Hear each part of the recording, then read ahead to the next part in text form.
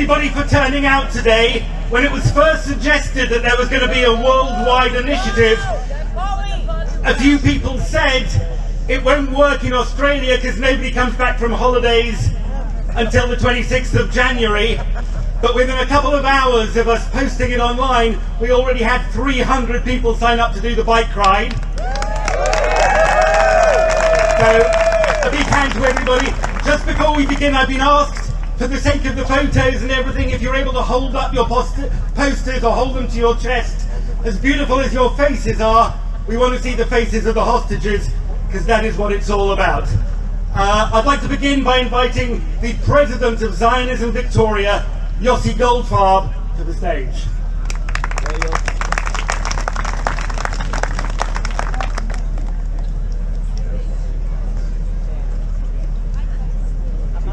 Good morning, everyone. Wake up. I'd like to start by acknowledging the Indigenous owners of the land on which we meet and paying our respects to their elders past and present. Kala katoa to everyone for participating here this morning, to the hundreds of riders who have ridden around this morning in solidarity with Israel, to the hundreds of you who have just come to show your support. We stand here together in our thousands and we say, Am Yisrael Chai. 100 days of war, 100 days of hostages being forcibly disconnected from their families, from their loved ones, from their country. And sadly, 100 days of anti-Semitism here in Melbourne, in Australia, in the Jewish world. Unlike others, we don't gather with messages of hate. We don't gather with messages of abuse. We gather because we choose unity and we choose truth.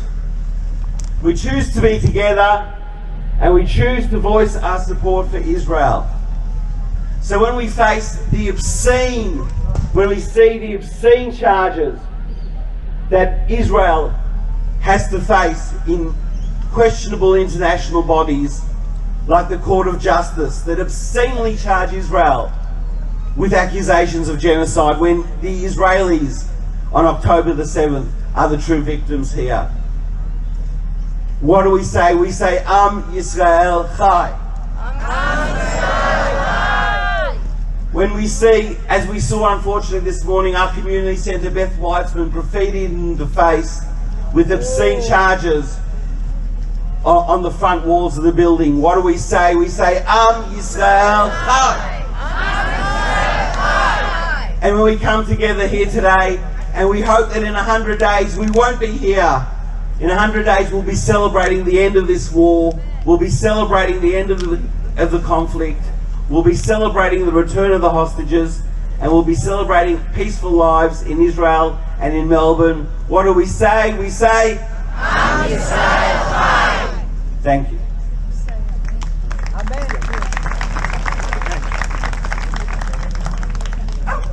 Ladies and gentlemen, will you please be upstanding for the Australian national anthem?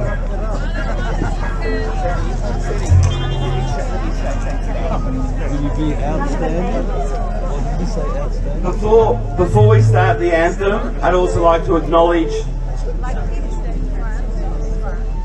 Before we start the anthem, I'd like to acknowledge our partners in this event. I'd like to say thank you to the Israeli Embassy, represented here by Alana Link. I'd like to acknowledge members of Parliament who have come to join us here, Jess Wilson, the member for Kew, Michelle Ananda Raja, the member for Higgins, and any other MPs we have here. I'd also like to acknowledge our partners, Israel Premier Tech, the UIA, the Zionist Federation, Maccabi, Habayit, JCCV, United with Israel, Savion, and also extend our thanks to the City of Benaira and the Deputy Mayor Simone Zmood, who is here with us today, and their help in bringing this together so we can come together and we can say, Am Yisrael Chai.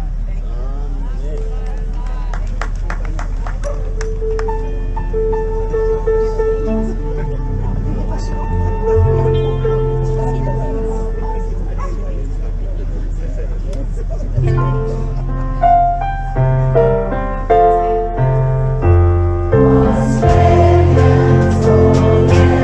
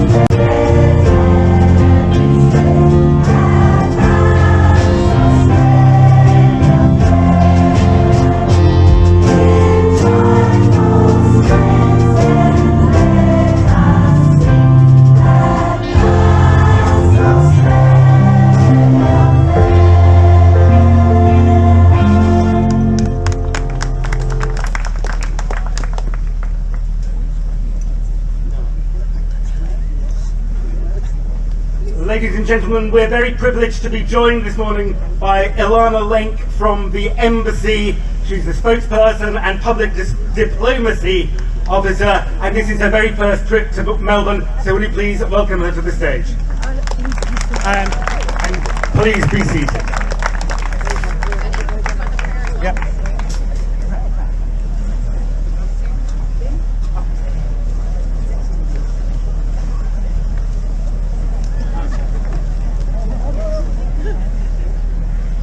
Thank you all for welcoming here today. It's an honor to be here in Melbourne, unfortunately under these circumstances, but I'm glad to be here and I'm glad to be part of this huge and great community.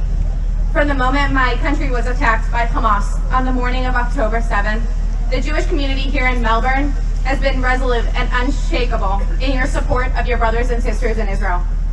Your prominent advocacy and the assistance that you have provided is heard and seen and felt in Israel. I know this from personal experience.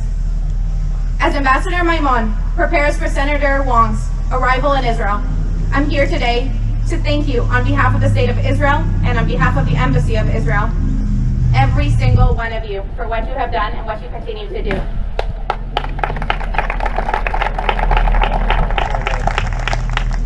You have set a leading example for global diaspora during these incredible, challenging times. It has been 100 days. 100 days. Our struggle is not yet over.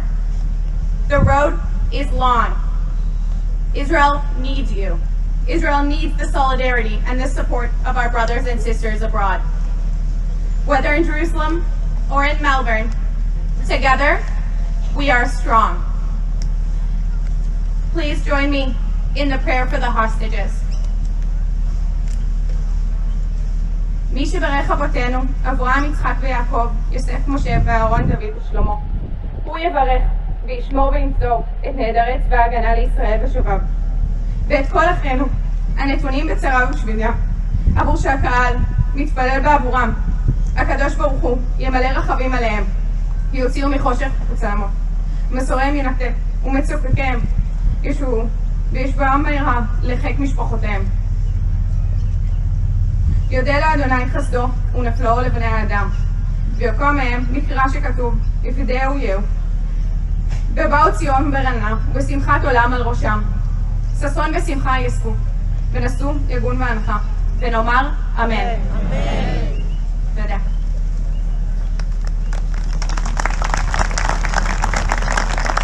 Just a few days after the atrocities of the 7th of October, Michelle Anandaraja, the member for Higgins, was one of a group of parliamentarians who flew off to Israel to show their solidarity.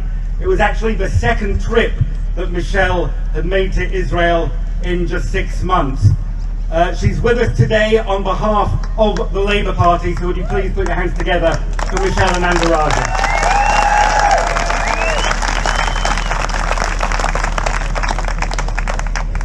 Good morning, everyone. A few weeks ago, my family had a new addition. We adopted a new dog. She's a pet rescue dog.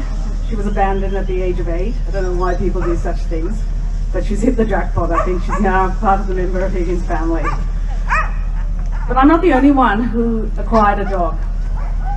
I met a gentleman called Idan, whose face I saw on a table, a long table in Tel Aviv Square, Hostage Square it's called. And I was drawn to him because he wasn't looking at the camera, he was gazing lovingly at his new pet dog. He just acquired a puppy, and she had a beautiful red ribbon around her neck. Right now, Idan is somewhere, he's a 28-year-old gentleman, he's somewhere in the tunnels in Gaza, deprived of the warmth of his family, deprived of his mother's cooking, and deprived of the unconditional love of his dog, who's no doubt sitting at the door or at the gate waiting for him to come home. What Idan is not deprived of, though, is the strength of his nation. He is not deprived of the love of his people and the love of the allies of Israel, who number the millions, I assure you, both here in Australia and overseas.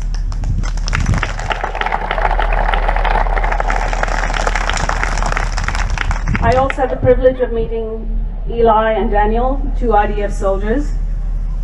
They were great. I asked them, how are you feeling? What's morale like? And they said, morale is great, it's high. And as I looked around, I could see a food truck someone had driven up, was feeding the troops.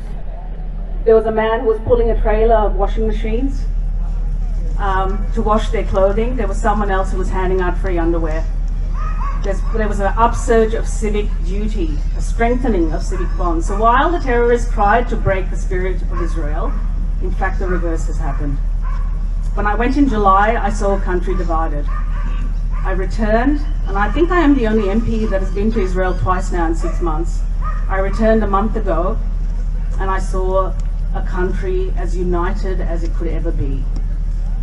I went to Kfar Aza, and I walked through the kibbutz, and I saw a level of destruction and depravity that I can't even convey. I saw things that I've seen things, I've heard things, I've smelled things that are imprinted on me, that will never leave me. I also saw Gaza, and I saw the haze of the smoke, and I saw the plumes of the bombs, and I heard the rat-a-tat-tat of a gunship. I've never heard bombs go off in my life, and every time it went off, I shuddered. I shuddered for the people who are in Gaza, the Palestinians, who have paid a great price for this. I think we can safely conclude that the Hamas experiment, which has been going on for now over 40 years, nearly 2 generations, has been a complete failure. These people have been betrayed, sold a pup, as we say in Australia. The Palestinians also deserve a much better future than they have currently got, and they are suffering in the way Israelis are also suffering. I pray for the IDF that they can complete this mission, and that Israel holds its nerve, even in the face of overwhelming criticism.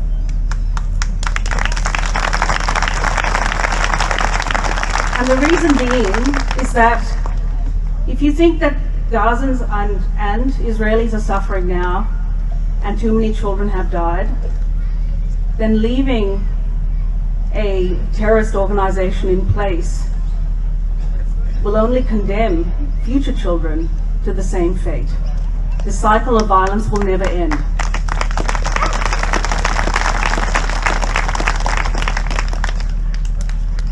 I also met Shelley, a lovely lady with a beautiful smile who was a refugee from Sderot, who I met in a hotel.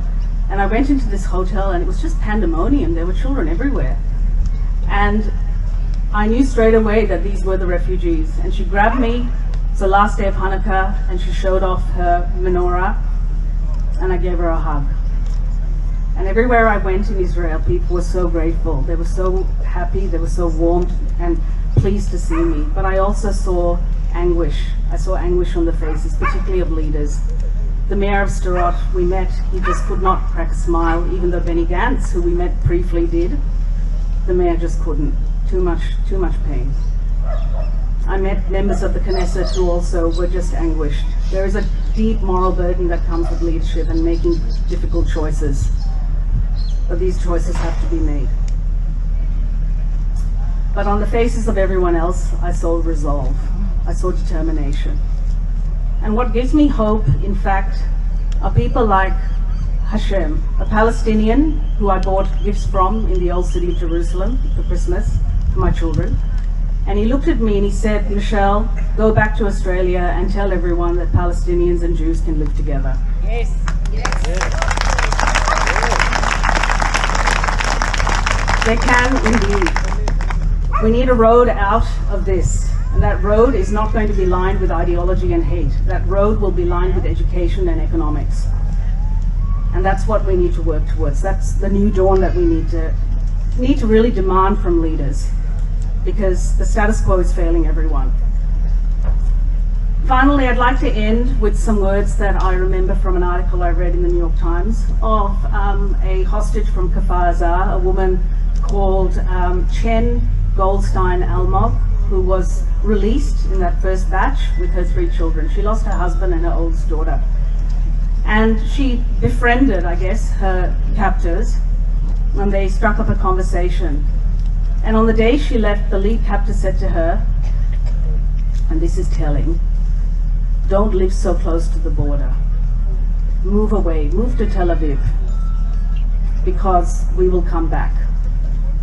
And she turned to him and she said, when you come back, don't throw a grenade, just knock on the door. Thank you, everyone.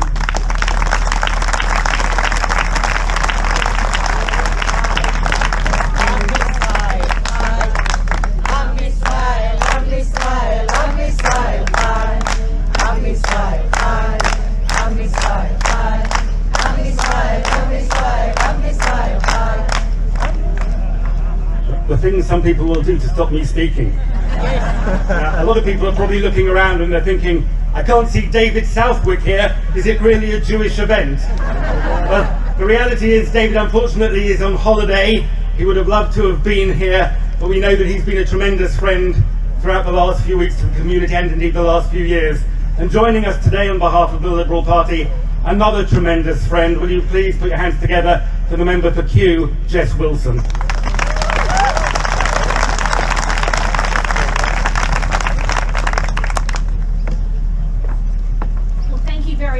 For the privilege to be here today, and as said, David wishes he could be here. It's a great privilege to be here on behalf of the Victorian Liberals, and John Pursuto, the Leader of the Opposition, also sends his apologies. As I was thinking about what I would say to you today as we come together to mark the 100th day of anguish and heartache for all the Israeli hostages still held in the wake of the barbaric attack by Hamas on October 7, it struck me as a day that will be scarred in our memory for a very, very long time. A day that was the deadliest attack since the Holocaust. And this is a solemn moment to show our unwavering support for the Jewish community and Israel during this immensely difficult time. The unmanageable pain and grief experienced by the families and friends of the hostages is simply beyond comprehension. The ordeal that they are enduring is a daily nightmare, and our hearts go out to each and every one of them. And as a community, we stand in solidarity with them, offering our thoughts, prayers, and any assistance we can provide. At the end of last year, I had the privilege to hear directly from a group of relatives and representatives of victims and hostages from the Hamas attack. These courageous Israelis travelled all the way to Australia whilst living a daily nightmare. And they travelled here to ensure that their sons, daughters, sisters, brothers, nieces, nephews and friends, story was told, was heard, and the reality of this brutal terrorist attack was actually understood in Australia. And when I was listening to Tali Kitzner to tell the story of her son, Segev, who was murdered on the morning of October 7, it struck me that it was unthinkable that she should have to travel all the way to Australia at this time to ensure her son's murder was acknowledged and to fight a rising tide of anti-Semitism around the world. Tali was grappling with unspeakable anger and grief, yet she showed immense dignity and grace in honouring the memory of her son. We call for the immediate release of these hostages.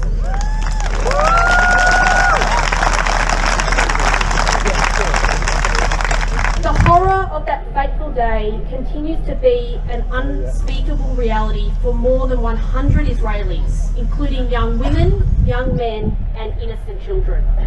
Their suffering is a stark reminder of the urgent need for their release and the importance of pursuing long-term peace. But we must also address a deeply concerning issue that has been on the rise in Melbourne, the resurgence of anti-Semitism. And let me be unequivocal. Anti-Semitism has no place in our city, in our state, or in our country.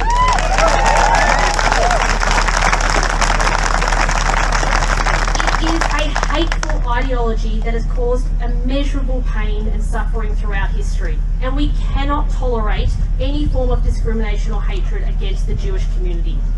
And I was absolutely disgusted today to see the graffiti on the Beth Wiseman Community Centre, a day of immense grief for the Jewish community, an absolutely disgusting and decisive attack against the Jewish community.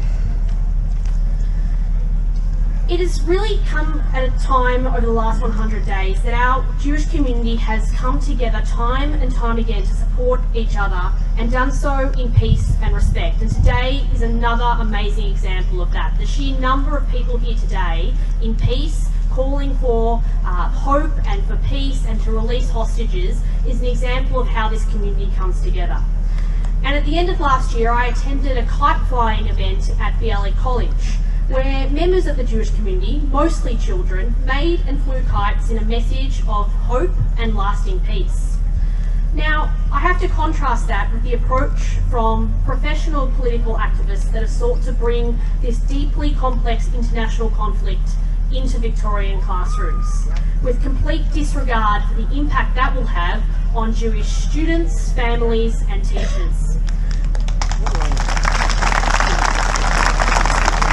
Contrast this with the hateful signs and chants at protests that are sought to involve students. I contrast this with the Victorian teacher that sought to publicly defend Hamas's actions. And as the Shadow Minister for Education, I will continue to fight against the infiltration of anti-Semitism in our classrooms every single day.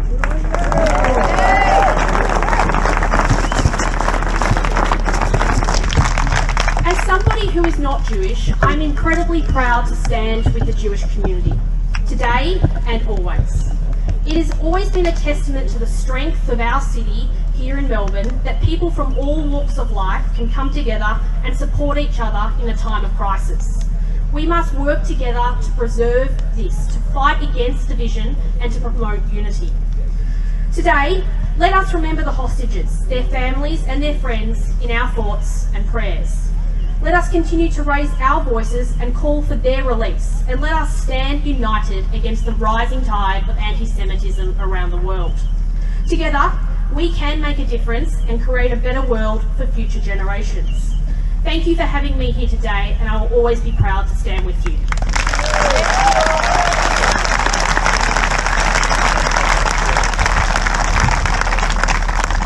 There are 130 families, even more than that actually, who will be waiting 100 days to find out what's happened to their loved ones in Gaza. Among those are a Melbourne couple, Ronen and Galia Hartman. And we're going to hear from them. And we're also going to hear from Nirit Elon, who has a letter from Shai Binyamin, whose father, Ron Binyamin, a cyclist, is also being held in Gaza. If I could invite Ronen and Galia to the stage.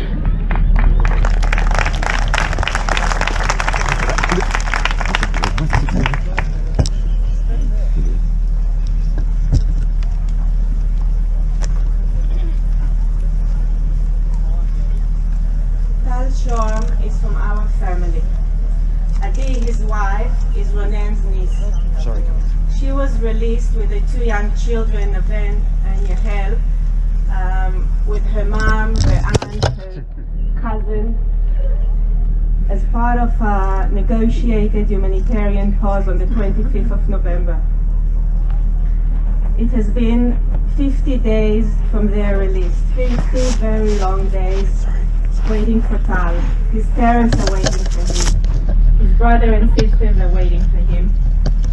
They can't continue with their life. They can't even start their healing process, their healing journey before he's back. A whole country, a whole nation is waiting for their return. We have a strong country. Israel is a strong country. Am Israel Chai and united, and we have hope. Please join us with prayers and intentions for the return of the hostages. We are just one family, but there's hundreds of hostages still held in captivity. So many families waiting. Please pray for the safe return of the hostages and all the soldiers. Thank you.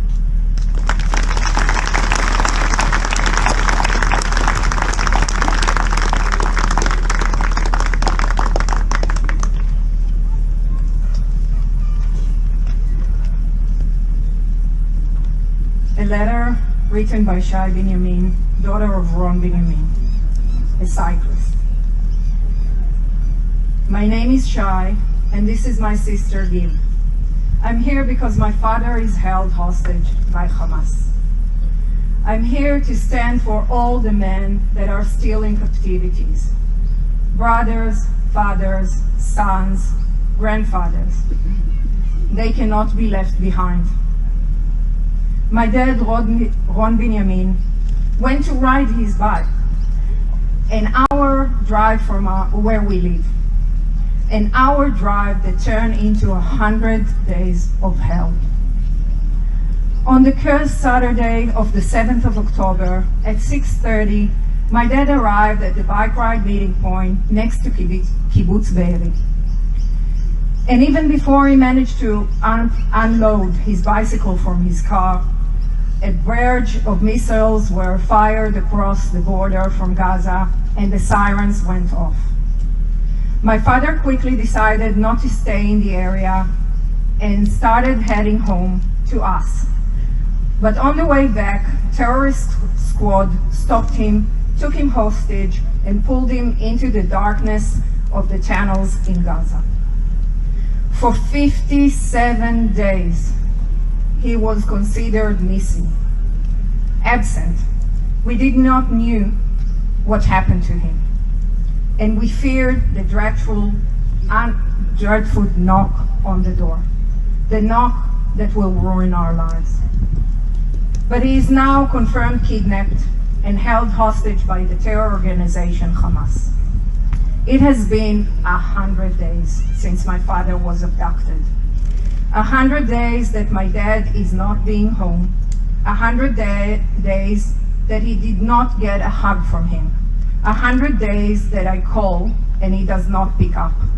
100 days without our conversations that I miss so much. 100 days without my best friend. With every day that passes, the anxiety grows, the fear for his faith and his is unbearable and keep us awake. I can't help but constantly wonder about his whereabouts and well-being. Is he cold? Hungry? Sad? Where is he? What is going through his mind? I want him to know that we are worried and think about him every second of the day. He is in our heart all the time. Taking civilian hostages is a war crime. He might not be a child, not an elderly or a woman, but he is our dad. He is a human being. All men are still held hostages. My father's life is at greater risk with every second passing. Time is running out. We need to bring them all back home. Bring them home now. Bring them home now. Bring them home now. Bring them home now. Rachel Goldberg Pauline, Hirsch's mom, started this trend of putting a sticker with the amount of days that they've been kept hostages. I hope you all have one. If you don't, there are some on the tables. Please take a photo with the sticker 100 days and hashtag on your social media, bring them home now. Thank you.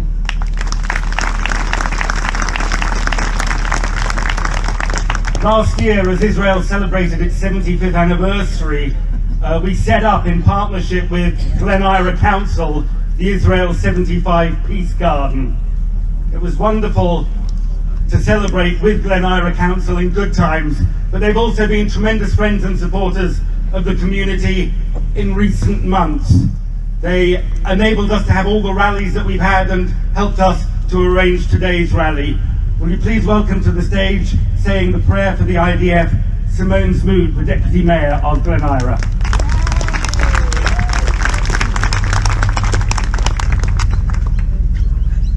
Thank you, Zeddy, and thank you everyone for being here. It is still summer holidays for many people, and it is fantastic to see so many people cycle to break the cycle of violence. I think all of us, whether we're Jewish or not, have a connection with Israel, to the land of Israel, to the people of Israel, to the nation of Israel. For me, I've got 2 daughters there, 2 brothers and their families there, my auntie, my grandparents, my cousins. I've got families, my cousins' kids who are serving up north or in south in Gaza. My cousin's nephew died in Gaza, defending as part of the IDF. So I say this prayer from the bottom of my heart. We want the hostages set free, we want to bring them home, and we want to keep the members of the Defence Force, the IDF, safe.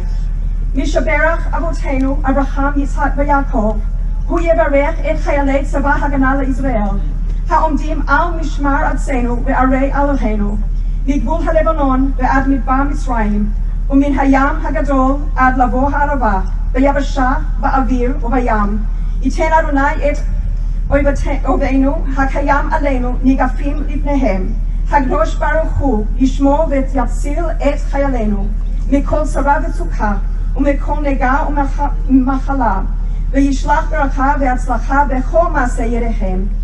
ידבה שונאינו תחתיהם, ויתרם בחטא ישועה, ועטרת ניצחון, ויקוים בכם הכתוב, כי אדוני אלוהיכם ההולך עמכם, להילחם לכם עם אויביכם, להושיע אתכם, ונאמר אמן.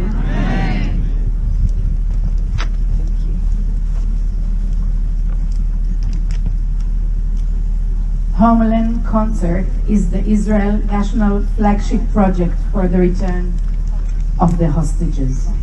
It was the biggest concert ever held in Israel, with 1,000 musicians gathered from all over the country in Caesarea Amphitheater, with the hostages' families in a mass prayer for their return home. They spent over 2 months in preparations, creations, writing scores, etc. They all passionately volunteered to make it happen with one thought in mind, that the cry to return our hostages home will be heard all over the world. And they did it. Within 24 hours of the clip being released to air, it was translated to Chinese, Spanish, and 10 of other languages, spreading the message around the globe. This is the power of music. 4 days ago, we've managed to contact the visionary and producer of the Homeland Concert, Talia Yarom, and got her approval to do it as part of our 100 Days in Captivity tribute in Melbourne, right to bring them home now. I want to thank her and everyone that took part of this amazing project, as well as the music management by Eran Mittelman and orchestra management of Ron Klein. I would also like to thank the Australia music director of this, Tonya Barowski, and the Australia choir director Karen Feldman, the one and only Corey Fuchs, and all these wonderful musicians that are standing at the back for volunteering, for making this happen. This is our tribute to them, to our wonderful, resilient, wounded, strong and full of heart Am Israel, to the soldiers that are fighting to keep us safe and paying every day the highest price of all, and to the hostages' families that, like the Hartman family, doing everything in their power to bring their loved ones back home. We are all with you. Bring them home now. Bring them home now. Thank you.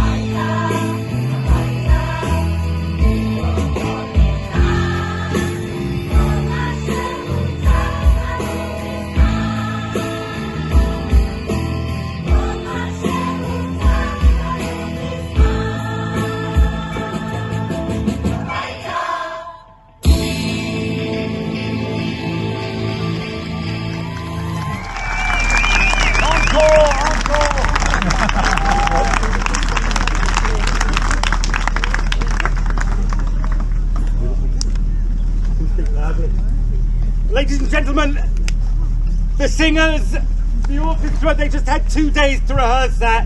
I think you'll all agree it's absolutely sensational.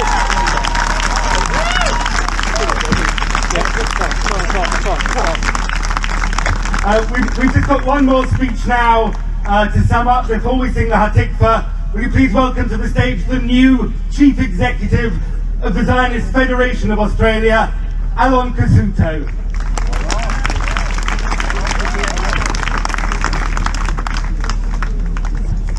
Thanks everyone. I know what it is like to be sitting or standing in the sun for many, many speeches and having ridden many kilometres myself. So I will keep it brief and this will be a message of hope. The Zionist Federation of Australia, which I am privileged and honoured to represent, is the peak body representing our beautiful Australian Jewish community and building the unshakable bond between Australia and Israel. And I'm extremely proud of the community that we get to represent looking around today. I do want to acknowledge the traditional owners, the Bunwurrung and Woiwurrung people of the Eastern Kulin Nation, who, just like the Jewish people, have had a continual presence and connection to their land for thousands of years.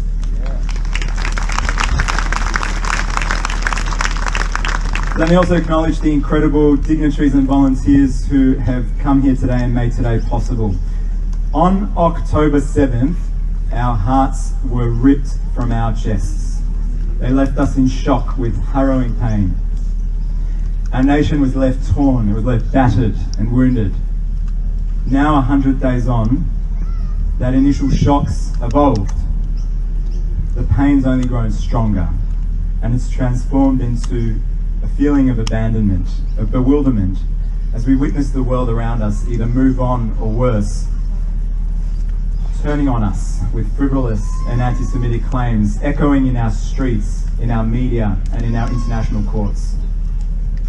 But we know that we are on the right side of justice. We know that we should not have to justify our existence or our calls for the release of the 136 hostages, elderly, children, babies that have been snatched from their cribs. And let us not forget that we also know how this story ends, because we wrote the book. We've seen this before, generation after generation, and it ends with us surviving and thriving.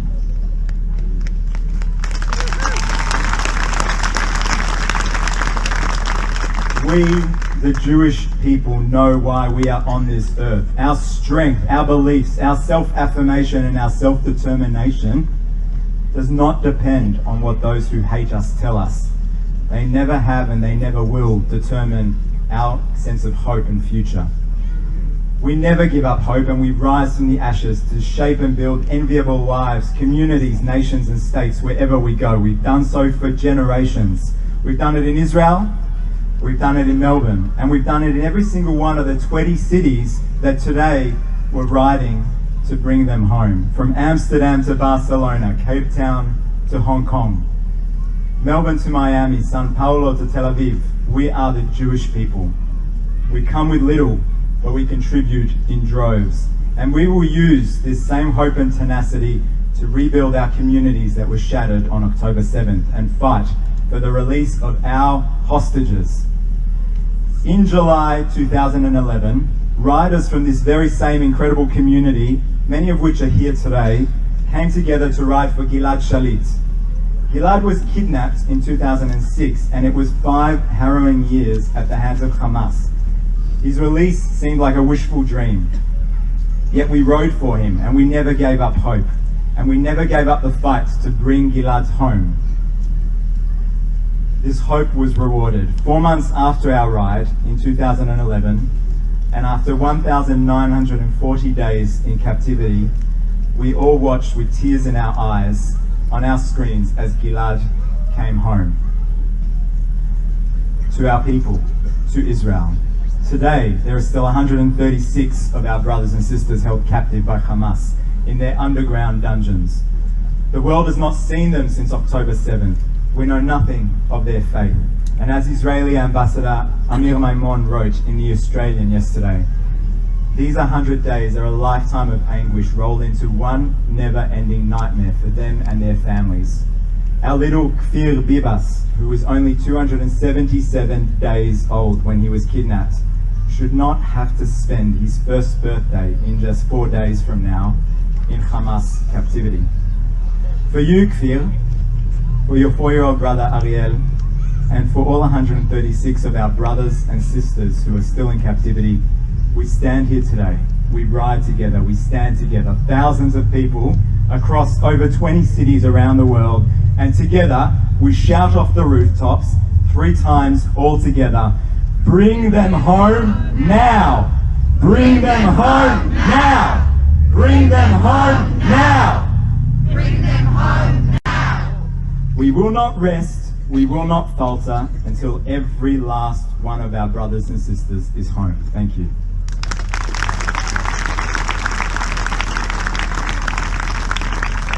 Just before the Hatikva, I want to thank all the people who made today possible, all the volunteers who've helped out, the incredible team at Zionism Victoria, who just had 5 days to put all of this together. And I also want to thank Labella Promotions, who produced the t-shirts for us. Will you please be upstanding for the Hatikva?